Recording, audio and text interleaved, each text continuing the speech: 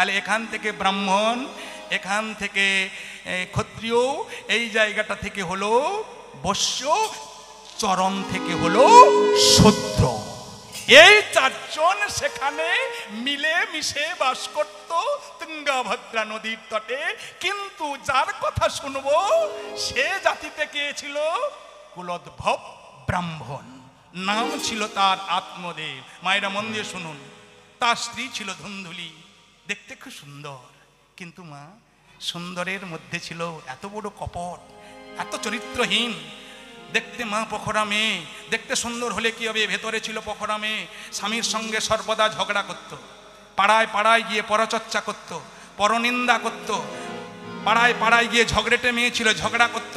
কিন্তু স্বামী সুদুর্লভ কৃষ্ণ ভক্ত আত্মদেব প্রতিদিন বেচারি ভিক্ষা করে এনে গোবিন্দের সেবা দিত, আর চোখের জলে গোবিন্দকে বলতো, হে গোবিন্দ, এতদিন তোমার সেবা দিলাম, এতদিন তোমার পুজো করলাম, এতদিন তোমাকে ডাকলাম, কই একটা ছেলে হলো না? এই সংসারে আমার ছেলে নেই বলে ওই দেখো আমার গোয়াল ঘরে একটা গাভী আছে যার নাম শ্যামলী। আমি এমনই হতভাগা, আমার হাতে লালন পালন হয়ে, আমার ধুন্ধুলির হাতে লালন পালন হয়ে ওই আমার গাভীটাও সে আমার মতো হয়েছে, সেও সন্তান মা হতে পারে না। আমি যতগুলো বৃক্ষরোপণ করেছি, আমার এই বন্ধার হাতে বৃক্ষগুলো বেঁচেছে বটে, তাতে একটা ফুলও হয় না, একটা ফলও হয় না। আমি এমনই ভাগা, আমার গৃহে এসে কেউ এক গ্লাস জল সেবা করতে চায় না। ঠাকুর, আমি কি কোনোদিন সন্তানের বাবা হতে পারবো না? তাই আঁচল পেতে প্রতিদিন কাঁদে আর বলে, আমায় একটি সন্তান দাও গো প্রভু, তোমার সেবার তরে। আমায় একটি সন্তান দাও গো প্রভু, তোমার সেবার তরে। আমায় একটি সন্তান দাও গো প্রভু, তোমার সেবার তরে। আমায় একটি সন্তান দাও গো প্রভু, তোমার সেবার তরে। প্রভু গো আমরা যেদিন ভাবে থাকবো না গো, ও যে আমরা যেদিন প্রভু গো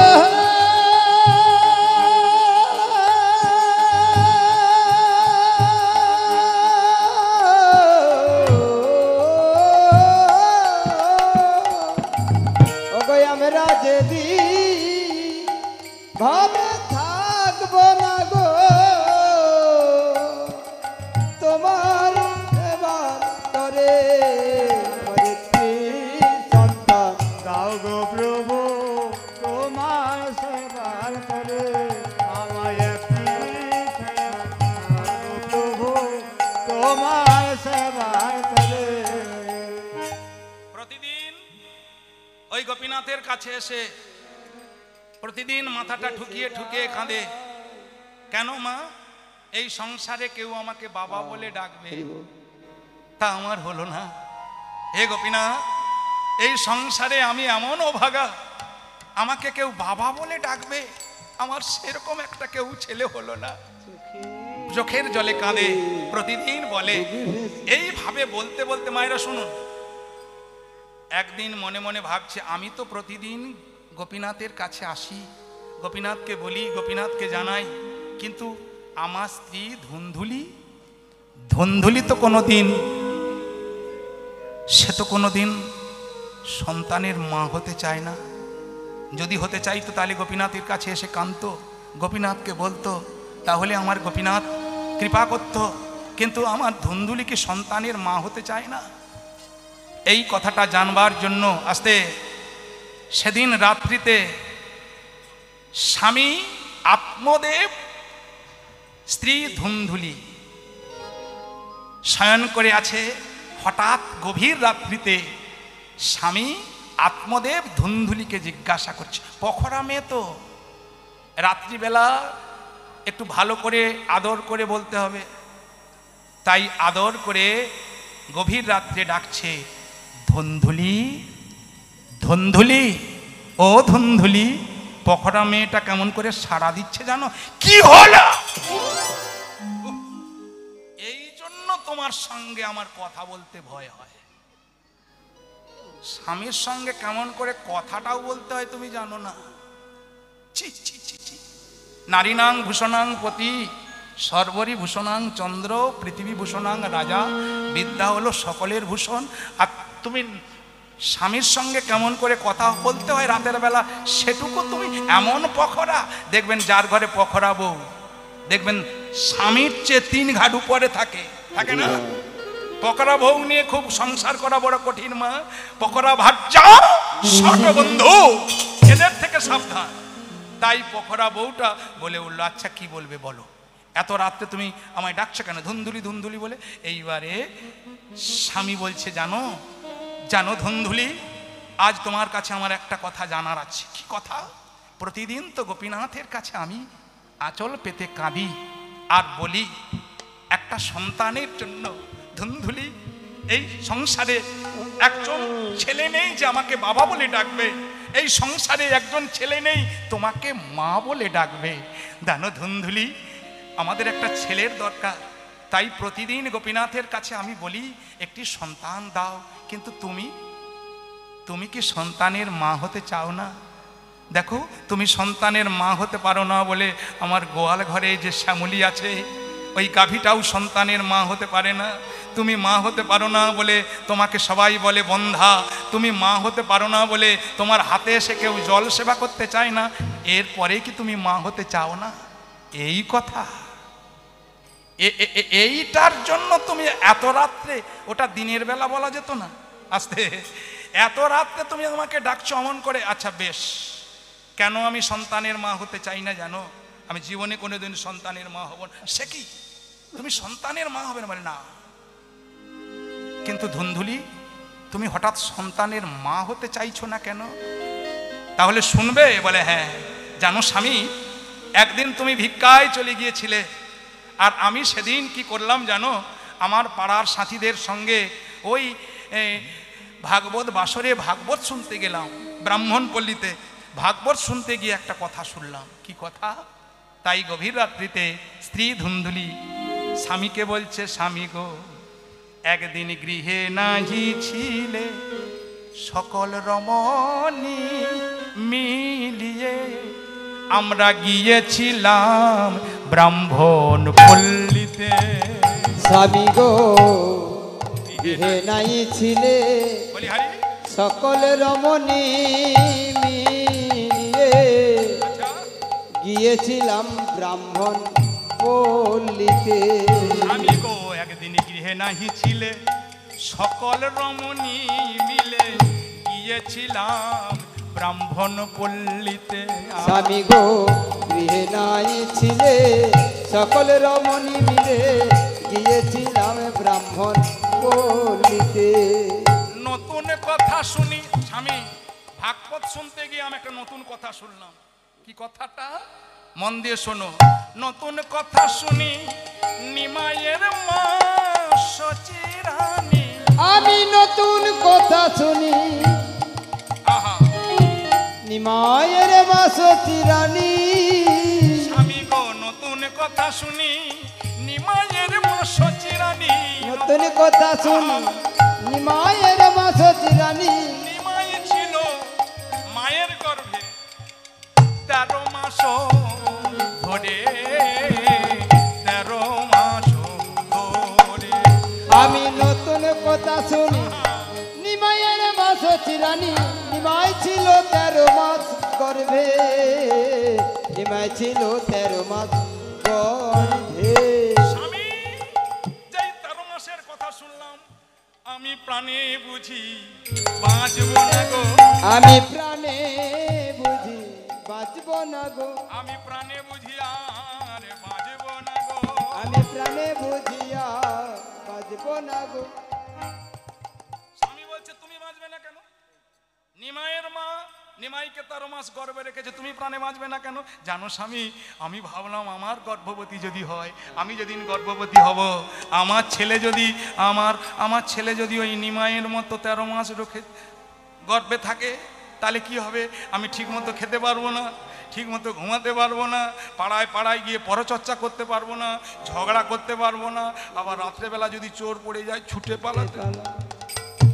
তাই ভাবলাম আমি মা হব না, তাই প্রাণে বুঝি বাঁচব না গো, আমি প্রাণে বুঝি বাঁচব না গো, আমি মা হতে চাই না গো, প্রাণে বুঝি বাঁচব না গো,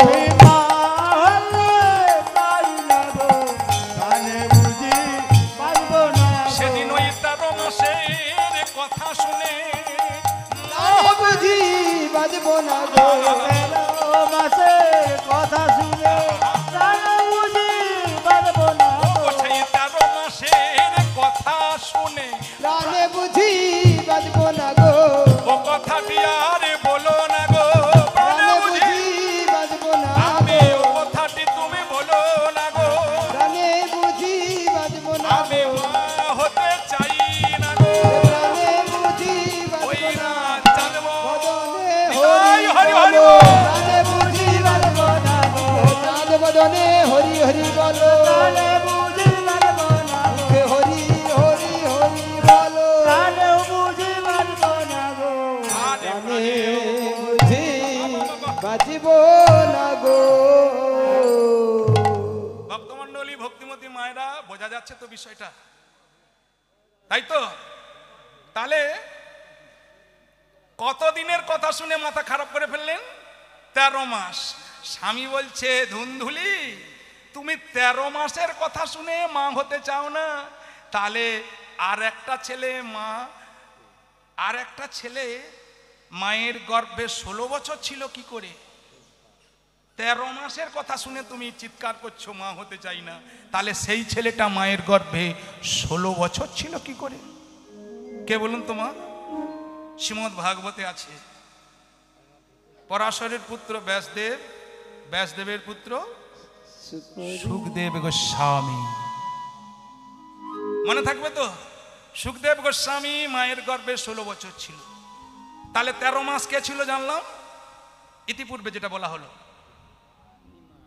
নিমাই, যিনি আমাদের কলিযুগের ভগবান। এই দোল পূর্ণিমা দিন ফাল্গুন চৈত্র মাসের 11 তারিখ পড়েছে, তো ওই দিন জন্ম নেবে, তার মানে ওই দিন জন্ম হয়েছিলেন দোল পূর্ণিমা তিথিতে ভগবান গৌরহরি। তিনি ছিলেন মায়ের গর্ভে 13 মাস। আর যে ছেলেটার কথা বলছি, সুখদেব গোস্বামী মায়ের গর্ভে 16 বছর ছিলেন। তখন স্ত্রী ধুন্ধুলি চমকে উঠেছে, বলে, স্বামী, মা বেঁচে ছিল না মরে গিয়েছিল? বলে, বেঁচে ছিল। তুমি কি বলো, বেঁচে ছিল? বলে, 16 বছর তো এটা তো কম, আর একটা ছেলে মায়ের গর্ভে 100 বছর ছিল, তাই নাকি? বলে, হ্যাঁ। সে কে গো? বলে, সে ওই যে একটু আগে যাকে বদের কথা বললাম, যাকে নিধন করলো হিরণ্যকশিপু, প্রহ্লাদের পিতা হিরণ্যকশিপু, মায়ের গর্ভে ছিল 100 বছর।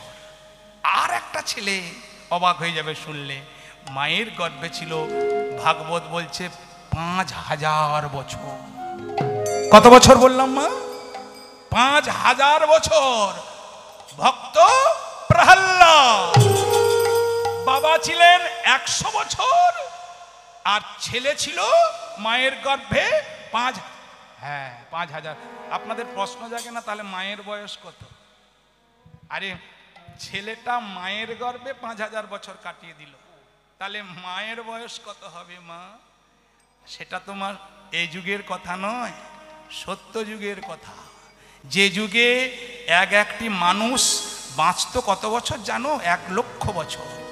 সত্য যুগে ছিল একজনের পরমায়ু ছিল 1 লক্ষ, কথা নয়, 1 লক্ষ বছর।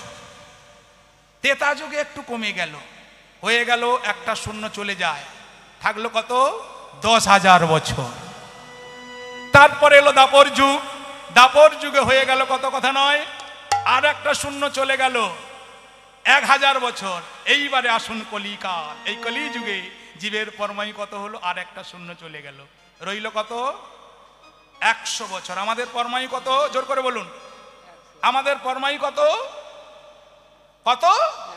গড় পরমায়ু কত? 100 বছর বাঁচা যাবেন? 70, 75। তার মধ্যে কত কাজ দেখো। শিশুকালে খেলাধুলা, লেখাপড়া শিখা, যৌবনকালে বিয়ে থা করা, আবার পাটি পাটা করা, আবার দেখবেন সারাদিন শুধু মোবাইল নিয়ে হ্যালো হ্যালো হ্যালো করা। কি আমার গৌরহরি কলিযুগের ভগবান বললেন, হাতে করো কাম আর মুখে করো হরিনাম। হরির নাম। যার যা ইচ্ছা চুটিয়ে করো আর মুখে শুধু হরিনাম করো। মধুর কৃষ্ণ নামে প্রাণ কাঁদিলে তার তাকে না ভয়।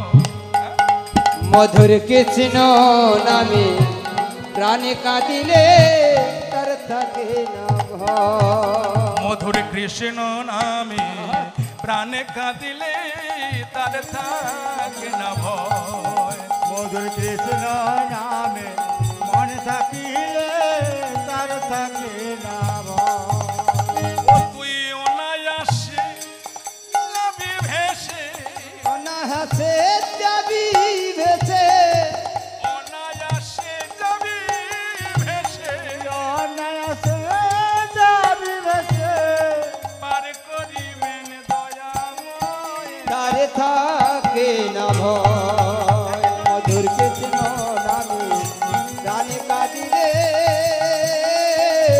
তারে থাকে না ভয়। ওই যার কৃষ্ণ নামে মন থাকিলে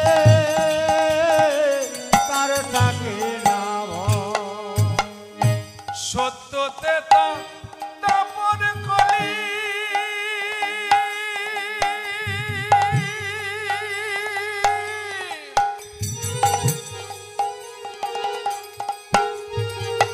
চার যুগে এক বনমালী, সত্য ত্রেতা তাপর কলি,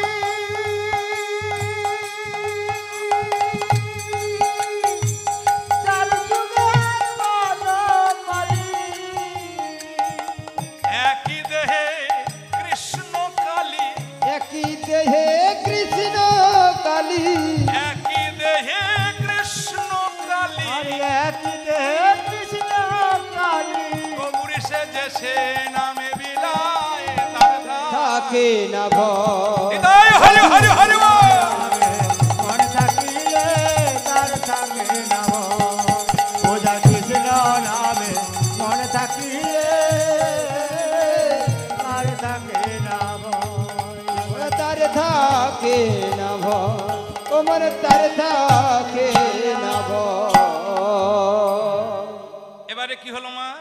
গভীর রাত্রিতে স্বামী স্ত্রীর মধ্যে মতান্তর হয়ে গেল, দ্বন্দ্ব বেঁধে গেল। স্বামী বলছে একটা সন্তানের বাবা হতে চাই, একটা সন্তানের প্রয়োজন আছে। স্ত্রী বলছে আমি সন্তানের মা হতে চাই না। দেখো ধুমধুলি, এই সংসারের সন্তান নেই বলে আমাদেরকেও মুখ দেখতে চায় না, আমাদেরকে বন্ধা বলে। তুমি একবার বলো না আমার গোপীনাথের কাছে তুমি সন্তানের মা হবে। একবার গোপীনাথকে বলো না, না আমি জীবনে কোনোদিন সন্তানের মা হব না। আমি প্রতিজ্ঞা করলাম জীবনে কোনোদিন সন্তানের মা হব না। তখন স্বামী আত্মদেব স্ত্রীর কথাগুলো শুনে মনে মনে ভাবছে, হায় রে এই কি সংসার। একদিকে স্ত্রী আর একদিকে স্বামী, স্বামী যেদিকে যায় স্ত্রী তার বিপরীত দিকে যায়, এই কি সংসার। ধুন্ধুলি বেশ, তুমি তোমার সংসার নিয়ে থাকো, তুমি তোমার এই ঘর নিয়ে থাকো, তুমি তোমার এই সংসার নিয়ে থাকো। কাল প্রাতঃকালে আমি গভীর বনেই চলে যাব, আমি গভীর বনেই চলে যাব। তখন পখরা মেয়েটা ধুন্ধুলি তখন বলছে, এই যে তুমি কি আমাকে ভয় দেখাচ্ছ নাকি? তুমি কি আমাকে ভয় দেখাচ্ছ? ঘাটের মোড়া, তুমি যেই ঘাটে যাও না কেন তোমাকে এই ঘাটেই আসতে হবে। এই হলো পখরা মেয়ের কথা। কেমন করে স্বামীকে কথা বলতে হয় জানে না, বলে ঘাটের মোড়া। মনের দুঃখে ধুন্ধুলিকে বলছে, ও গো দারুণ সংসারে চরিত্র দেখিয়া আমার পরাণে লাগিছে ভয়। নিদার সংসারে চরিত্র দেখিয়া পরাণে লাগিছে ভয়। দারুণ সংসারে চরিত্র দেখিয়া আমার পরাণে লাগিছে ভয়। দারুণ সংসারে চরিত্র দেখিয়া পরাণে লাগিছে ভয়। কাল সাপের মুখে সুতিয়া রইলাম, সাপের মুখে সুতিয়া রইলাম। কাল সাপের মুখে সুতিয়া রইলাম। সাপের মুখে হরিহরি ছুটিয়া আমার রইলাম। কখনো কি জানি হয়, আমার কখনো কি জানি হয়।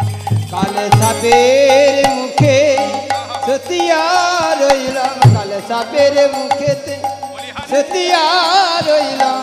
কে জানে কি হয়, আমার পরাণে লাগিছে ভয়। সুখেরও লাগিয়া এ ঘর বাঁধিনু ধুন্ধুলি, ভেবেছিলাম এই সংসারে সুখ পাবো, তাই সুখেরও লাগিয়া এ ঘর বাঁধিনু, বাঁধিনু দুঃখের তরে। লাগিয়া লাগিয়া এ গর বাঁধিনু, বাঁধিনু সুখের তরে। চলন্ত জনল দেখিয়া পতঙ্গ ইচ্ছায় পুড়িয়া মরে। এখন জ্বলন্ত জন দেখিয়া পতঙ্গ ইচ্ছায় পুড়িয়া মরে। ধুন্ধুলি আমার আমার দশা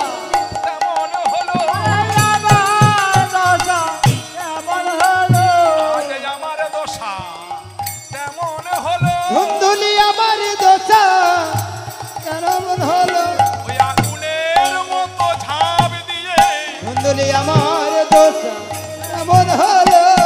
আগুনের মধ্যে ঝাঁপ দিয়া আমার দশা কেমন হলো। হরি বলে আমার দশা কেমন হলো। হরি হরি হরি বলে আমার দশা কেমন হলো। বলো আমার দশা কেমন হলো। বেশ ধুন্ধুলি, কাল সকালে প্রাতঃকালে আমি এই সংসার ছেড়ে দিয়েই চলে যাব। তোমার সংসার তোমার কাছে রইল। মনের দুঃখে একজন স্ত্রী স্বামীকে বলে ঘাটের মোড়া। কি কষ্ট হবে না মা? কে কেমন নারী গো, এই স্বামী বলছে বলে তুমি বলবে ঘাটের মোড়া? বেশ, কাল প্রাতঃকালেই চলে যাব। তাই প্রাতঃকাল হয়ে গেল মা। সকালবেলা উঠে মনের দুঃখে ভিক্ষার ঝোলাটা কাঁধে নিয়েছে। ভিক্ষার ঝোলা কাঁধে নিয়ে গোয়াল ঘরে গিয়েছে। আস্তে গোয়াল ঘরে গিয়ে শ্যামলীর মাথায় হাত বুলাচ্ছে। গাভীটির গায়ে হাত বুলাতে বুলাতে বলছে, শ্যামলী রে, কয়েকদিনের জন্য আমি তোকে ছেড়ে চলে যাচ্ছি মা, তুই একটু নিজেকে সামলিয়ে নিবি, তোর মা রইল। ধুন্ধুলি আর মন্দিরে গিয়ে গোপীনাথকে বলছে, গোপীনাথ চলেই যাচ্ছি গোপীনাথ, সত্যি যদি তোমাকে আমি ভালোবেসে একদিনের জন্য তুলসী পত্র দিয়ে থাকি, তোমাকে যদি একদিনের জন্য আমি ভালোবেসে তোমার চরণে আমি তুলসী পত্র দিয়ে থাকি, এই তুলসী পত্রের দাম তোমাকে দিতেই হবে গোপীনাথ। সত্যি যদি তোমাকে আমি একদিনের জন্য ভালোবাসি, আমার তুলসী পত্র কোনোদিন বৃথায় যাবে না, বৃথায় যাবে না। গোপীনাথকে প্রণাম করে ধুন্ধুলির কাছে গিয়ে বলছে, ধুন্ধুলি চলেই যাচ্ছি ধুন্ধুলি, এইবার তুমি থাকো তোমার সংসার নিয়ে। তবে চলেই যখন যাচ্ছি ধুন্ধুলি, আমার গোপীনাথের সেবা তুমি যেন ভুলে যেও না, গোপীনাথের সেবাটা তুমি দিও। মনে মনে ভাবছে, গোপীনাথ তোমার সেবার জন্য যদি আমার ধুন্ধুলি ভিক্ষা করে তোমার সেবার আয়োজন করতে পারে, আমি জানি গোবিন্দের কৃপা হয়। তাই গোপীনাথকে প্রণাম করে ধিক্কার ঝোলা নিয়ে মনের দুঃখে কৃষ্ণ গুণগান গাইতে গাইতে 7 দিন অনিদ্রা অনাহারে চলে যাচ্ছে একটি পুত্রের খোঁজে। কে আমাকে বলে দেবে কেমন করে আমি পুত্রের বাবা হব, কেমন করে আমি সন্তান লাভ করব, কেমন করে আমি সন্তান পাব। গাইছে দয়াল দয়াল ঠাকুর বলে দাও মোরে ও পারের ওই ঠিকানা। দয়াল ঠাকুর বলে দাও মোরে ও পারে ওই ঠিকানা।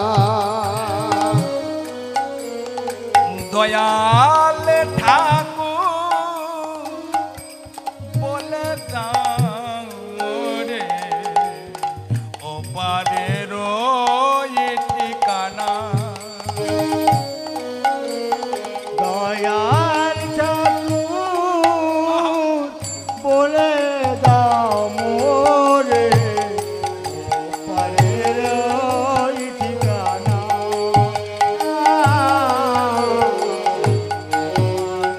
ওই ঠিকানা। সেই পথ ধরে চলে যাব আমি, থাকবে না কোনো অজানা। ও পারের ওই ঠিকানা। আহা দয়াল ঠাকুর বলে দাও মোরে ও পারের ওই ঠিকানা। ও পারের ওই ঠিকানা। তুমি যে আমার জীবনের আলো, তুমি ছাড়া আমার লাগে না যে ভালো। তুমি যে আমার জীবনের আলো, তুমি ছাড়াই আমার নাহি লাগে ভালো। তুমি যে আমার জীবনের আলো, তুমি ছাড়া আমার লাগে না যে ভালো। তুমি যে আমার জীবনের আলো, তুমি ছাড়াই